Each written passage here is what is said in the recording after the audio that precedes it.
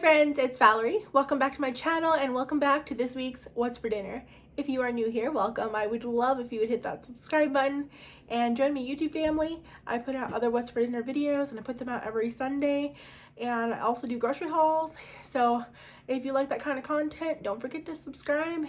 You don't want to miss out on what we've got going on over here. And I've got 3 inspirational meals for you this week. And 2 of them are like some of my all-time favorites now. Like, I made these Salisbury steak meatballs and they were fabulous, as well as a meal I just threw together. Like, it was a chicken stir fry, like a ramen, chicken and ramen stir fry, really quick. I needed a quick meal and now it's like one of my favorites. It was so good and super easy, so that's a bonus. If you haven't checked out the video I did a couple of days ago, I did a cookbook collab with a few girls and it was really fun. And I did crock pot meals, so I've got 3 crock pot meals in that video if you want to check that out. And other than that, let's just get started. This first meal is chicken Alfredo stuffed shells. To start off, you're going to need some of these jumbo style shells. The recipe calls for 30 of the shells. I only ended up using 25 of mine, but go ahead and I'm just going to go ahead and put those into some boiling salted water and just make sure they're all under the water. I gave them a light stir and I'm just going to cook those till the package directions for al dente. And now to a bowl, I'm combining 1 cup of mozzarella cheese that I grated and 1 cup of Parmesan cheese, and I'm just going to give that all a good stir together. And then the recipe says to go ahead and reserve half of this cheese mixture, so I'm just going to go ahead and take out half to reserve for later on.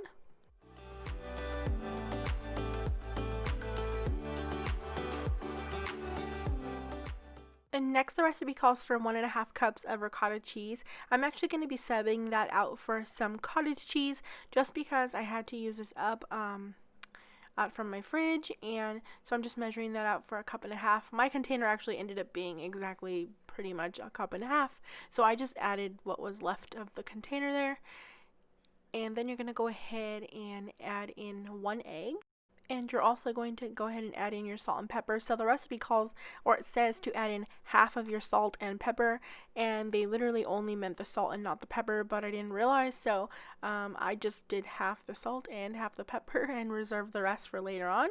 And then you're going to go ahead and add in 2 cups of chicken. I had already shredded chicken. The recipe calls, they used a rotisserie chicken that was shredded.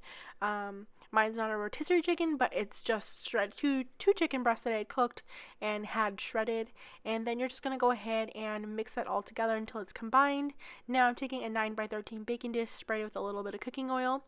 And this jar of Alfredo sauce, I'm just going to go and pour a little bit of that on the bottom to make a layer for the shells to go on.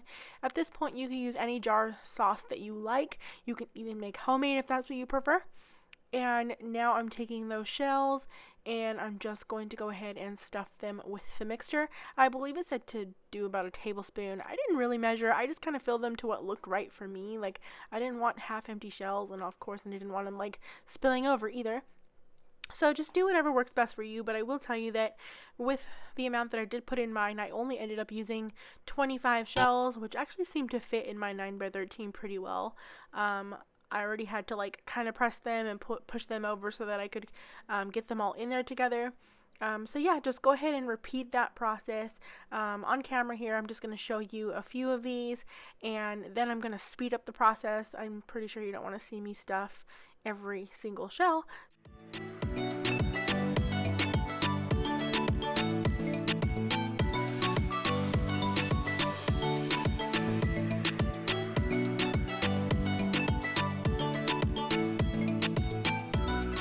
Now you're just going to go ahead and pour your remaining Alfredo sauce over the top of your shells here. I tried my best just to kind of make sure every shell had some amount of that Alfredo on top of it. And then you're going to go ahead and top it with the remaining cheese that you had set aside, as well as your remaining salt. And if you're like me, or don't be like me, don't do half the pepper, because I just misread it. They put half the salt, they put half the salt and pepper. So to me that meant half of both, but that's not what they meant. So anyways, just go ahead and do that, and then add parsley if you're adding it. I use dry parsley just to sprinkle on top. I always like the way that looks. and you're going to go ahead and bake this at 350 degrees for about 15 to 20 minutes, or until your cheese is all melted and bubbly. And sometimes I like to go ahead and make sure to put it on broil for just a moment so you get that nice brown color. I'm not sure if I did that here, but if that's your thing, just go ahead and do that for just a moment or so. You don't want to burn the tops of your shells. And yeah, I'm just serving them. You can kind of see what the sauce is like on the bottom of the pan right there. So if you're looking to see how much sauce you'll be left with to like kind of put over your shells, then you can see an idea of what you got to work with. And it was a good amount. It didn't seem too saucy for me. I don't like when things are too saucy, but it was good. The mixture was really good. These tasted pretty amazing. And I went ahead and made a nice side salad to go with them. And with that, I just put together some spring mix. And I just chopped up a little bit of tomato, croutons, and added my favorite Brianna's Caesar dressing. This next meal is Salisbury steak meatballs and mashed potatoes. To start off, you're going to need 1.5 pounds of lean ground beef. Mine is 80-20 because it's just what I had on hand. And I'm going to add in 1/2 cup of panko breadcrumbs. And then I'm going to go ahead and add in 1 egg, as well as 1/4 cup of ketchup and 1/4 cup of coarse grain mustard, and then 1 tablespoon of Worcestershire sauce, a teaspoon of seasoning salt, 1/2 teaspoon of pepper, 1 teaspoon onion powder, and then the recipe doesn't call for this, but I added in 1 teaspoon of garlic powder.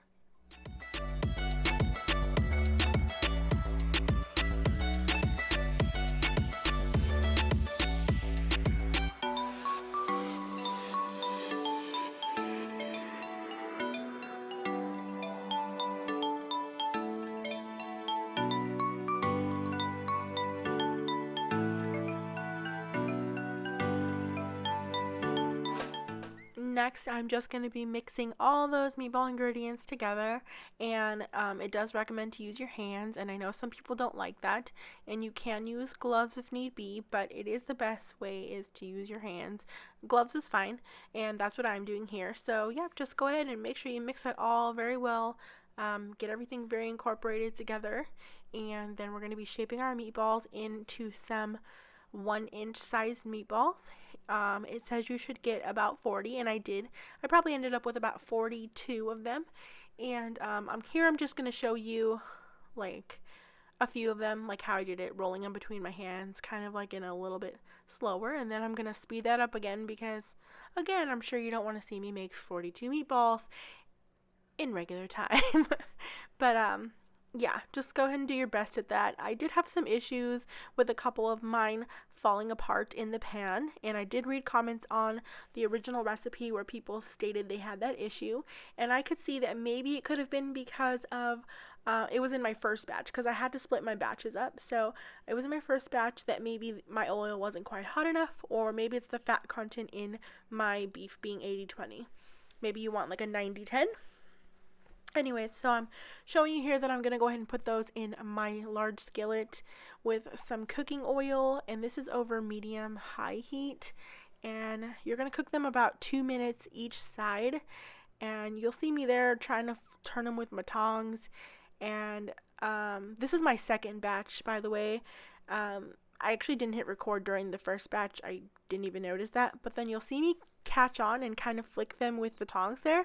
Look at how cool that is. I'm kind of like playing a little pinball game, but it worked so much better than sitting there trying to like grab each one and flip them. Sometimes I needed to kind of grab them with the tong, but mostly just kind of hitting them with the tong, kind of just flip them over to the other side, which was perfect. And I let those again cook 2 minutes each side. And you'll want to do these probably in a couple batches, because I did read that also overcrowding them will make it to where your meatballs do fall apart for sure. So then I'm going to go ahead and just remove those from the pan and set them aside.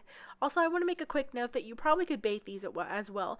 I'm not sure what temperature, but I'll see if I can find some idea of how you should bake them, and I'll place that in the description box down below.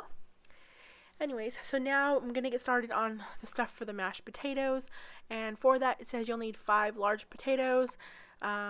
I'm using about that. Like, I had some dead spots on some of my potatoes, and so I had to cut parts off and such, but it equals out to close to 5 large potatoes, peeled and chopped into like quarters. And in the recipe, they boiled them. I just find it so much easier to instant pot, like, to cook them in the instant pot. They're just like fail proof. Like, I don't even have to mess with them. I just put a cup of water in with them, put them on for 10 minutes on manual or pressure cook, whichever button your pressure cooker has, and they do their own thing, and they're nice and perfectly soft, and I don't have to pierce them or figure out how long to cook them for. But anyway, so now we're going to go ahead and chop up 1 large onion. Mine was a pretty large onion, but it was only like half of a very large onion, so it still ended up being a good amount of onion. Just go ahead and dice that up into some small like bite-sized diced pieces. And now to my same skillet that I took the meatballs out of, which I did take the original like grease and bits out because it was a lot of grease and I didn't want that. So I added in 2 tablespoons of butter as well as my onions, and I just cooked those until they're translucent. And then it says to mix 2 tablespoons of cornstarch with 1 cup of beef broth, but my broth was from Better Than Bouillon, so it was hot because I had to make it hot to make the bouillon dissolve. So I did the cornstarch separate because I didn't want it to clump, so I just put it with a small amount of cold water. And then I'm just going to go ahead and add it in with that onion mixture. And you're going to go ahead and let that like simmer in the pan for a few minutes, and it's going to thicken all nicely. And then you're going to go ahead and add in half a teaspoon of seasoning salt, 1 tablespoon of ketchup, and 1 tablespoon of Worcestershire sauce, and then just whisk that all together to combine all of those seasonings. And then at this point you can also just kind of taste it and see if you need to add any other seasonings. It was perfect for me, so then I went ahead and added in my meatballs back to the skillet with this gravy, so they can get covered in the gravy. It wasn't excessively like a runny gravy. It was nice and thick, which I really enjoyed with this.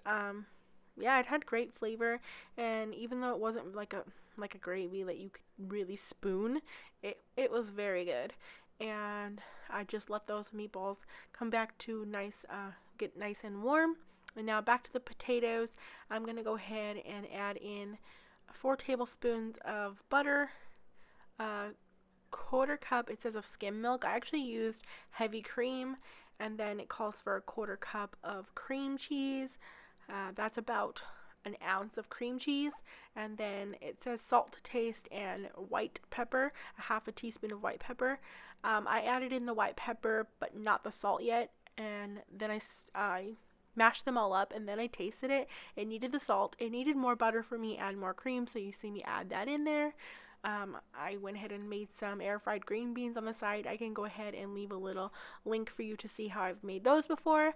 And this was phenomenal. These little meatballs taste like little tiny meatloaves, like it's the ketchup in it or something. It tastes like tiny little meatloaves on amazing mashed potatoes and those green beans. Like, it was so good. We both love this very much.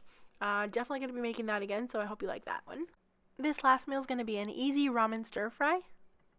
Alright, so to start this off, I'm just going to use my grater and grate up 1 carrot. I'm mostly going to be using frozen vegetables in this recipe for like an easy recipe, but I had a carrot to use up, and I wanted the additional vegetable, and I figured grating it will make it nice and thin and it'll cook just fine with the frozen vegetables.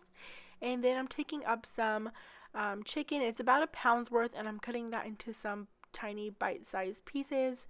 This is actually pretty small anyways because it was trimmings from when I cut some chicken breasts down. So yeah, I'm just making these more of a tiny bite-sized piece because I want them to cook quickly. I need this to be a quick, easy meal for the night. I was very low on time for the night, and it came out perfectly for that. So for the sauce, I'm combining 1/4 cup hoisin sauce with 1/4 cup water, 1 tablespoon of soy sauce. The recipe said low sodium. I'm just using regular soy sauce. And 1/2 a teaspoon of sesame oil, a 1/4 teaspoon red pepper flakes, and then just some salt and pepper to taste. I'm using 1/4 teaspoon of each for my typical preference. And you're supposed to add in as well 1.5 teaspoons of cornstarch. I never like mixing cornstarch right into things, so I made a little slurry with a little bit of cold water first. And then added it in. And that's because sometimes, and a lot of the time, I have issues with it clumping up depending on the temperature of the liquid or what it's being added to, and I just don't like that at all, of course. So now I'm just going to go ahead and mix that all together, give it all a good stir to combine all of that, and now to my pan over medium to medium high heat, I've added a couple tablespoons of olive oil, and now I'm adding in that cut up chicken, and just gonna go ahead and let that cook. And I would say since those pieces are small, it only took about 3 to 5 minutes, and I made sure to go ahead and stir them every so often to make sure that all sides of the chicken get nice and cooked through. And once they were at their pretty much either all the way cooked or close to it, I went ahead and added in the sauce mixture so they can kind of like simmer and get some of that sauce and kind of like absorb some of that. I wanted to make sure they had like a good flavor, and they did. This sauce was very delicious. Of course, this is just going to be a base for your sauce, and you might need to add some more things or some extra if you like it more saucy. This is just a beginner's base for it. Anyway, so I'm going to be adding in these spring and these California frozen vegetables to my mixture. If I was smart to save myself time, I could have steamed them while working on the chicken. This way I didn't have to wait for them to kind of defrost and, cook up in this like chicken and sauce mixture. It would have saved me even more time, which of course this was made because I was trying to hurry. Well, I'm also going to show you guys I'm finally using those little garlic and ginger little cubes that you like pop right out. These were cool. I finally got to give those a try, and I did about 3 of each of them. And I should have done them sooner too when I was doing the chicken, but I didn't even remember them until now. But they were a nice addition to the meal. And then I boiled some water, and I'm gonna cook some ramen packets. You see 2 there, but it looked like it wasn't enough, so I added a 3rd one, and a 3rd one was a good amount for the amount of what I cooked. So just cook that till al dente. You don't want them soggy, especially because they're gonna be going in this sauce that's hot, and you're gonna kind of mix that all together, and you don't want them being mushy and just breaking apart. So I'm just kind of using that fork that I got from Aldi, that silicone fork, and my like spatula to kind of like combine all those ingredients. And I put a little extra sesame oil in there just because I know how much I love sesame oil. So I wanted more of that flavor in there. And then I went ahead and gave like a noodle a test, like to taste it. And I did end up adding some more hoisin sauce as well as some more soy sauce. I didn't really measure. I just kind of gave them a nice little drizzle of each of those, and just to add a little extra flavor. This had amazing flavor. We love this a lot. I think this is also like one of our favorite types of meals, is like Asian inspired meals. That tends to be like what we really love. So I added some sesame seeds on there, but wow, we love this for being such a simple throw together meal. Like, it was one of our tops for the week. I don't know, those meatballs are really, really good. So those are my 2 tops for the week. If I had to choose, it's hard to choose between both of them. They're both amazing. So I hope that you enjoy that. And thank you so much for watching. Don't forget to hit that subscribe and bell notification so you don't miss out on any future What's for Dinner videos. And I hope you all have an amazing week.